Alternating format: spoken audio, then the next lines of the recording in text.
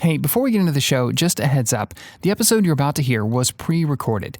For breaking news around the coronavirus, go to WRAL.com. From WRAL News and the Capital Broadcasting Podcast Network, this is your Coronavirus, North Carolina News Brief for Monday, August 10th, 2020. I'm Cliff Baumgardner.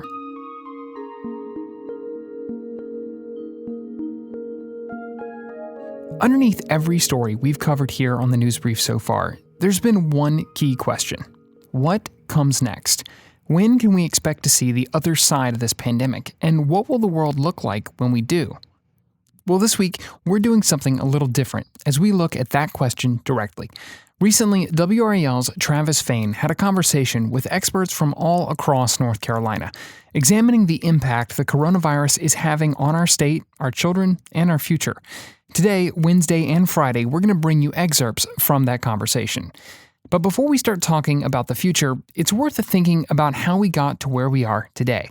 So in this episode, Travis talks with NC State professor Tom Birkland about why this virus has had such an immense impact on our world, and on America specifically, and what lessons we can learn from it.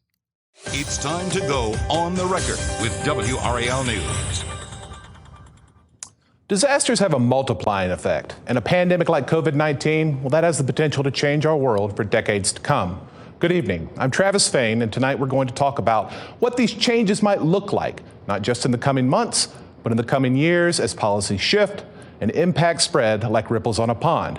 We've got experts in a number of fields with us tonight: psychology, education, entertainment, and urban design. But we're going to start with an NC State professor studying the ramifications of COVID-19 in real time.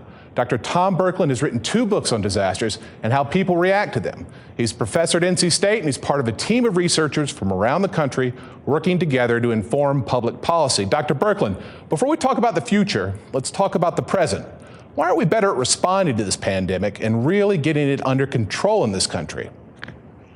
Well, I think it's because the administration wasn't ready. The Trump administration wasn't really ready for a pandemic, and a pandemic was really high on the list of bad things that could happen, like, a terrorist attack or a large natural disaster. And the previous administration had briefed this administration, but this administration, we have some evidence that suggests that they weren't taking it that seriously. So that's the first reason. The second reason is that a lot of the messaging coming from the top of the federal government in particular has been confused and muddled. You have the president sending mixed messages, the CDC sort of unable to cut through some of the noise sometime and talk to people about social distancing and masks and things like that. We've had the president talk about, cures or treatments that really aren't scientifically borne out.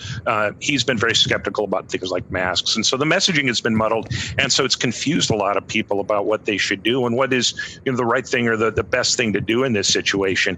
The federal government also has sort of advocated a lot of what it can do to help the states, like provide ventilators in the early days of the pandemic. It left states to compete with each other rather than help the states get needed equipment, personal protective equipment, ventilators, other hospital equipment, things like that.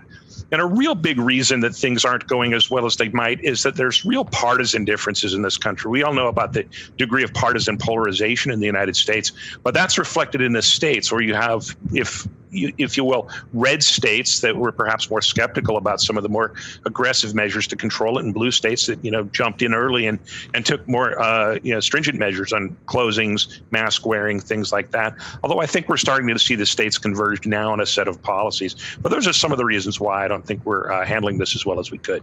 It seems like the trust deficit has definitely hurt us.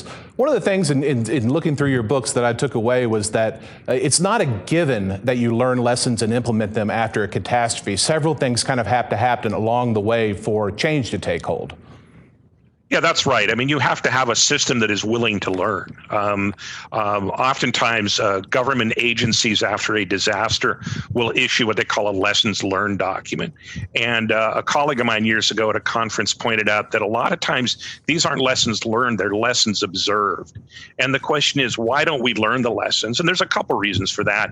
One, the capacity to take in information and learn from what worked and what didn't work may be limited, but budgets rights by the people, the turnover and agencies, all kinds of things limited.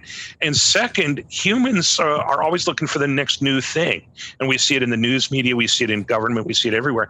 And so these kind of issues drop on the agenda.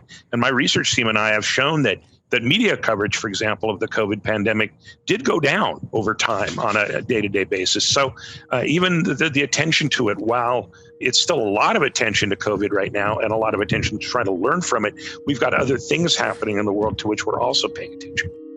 Be sure to come back on Wednesday as Travis continues this conversation with Tom and talks to Dr. Katie Rosenbaum from the Duke Center for Child and Family Policy about the lasting impacts the pandemic may have on children.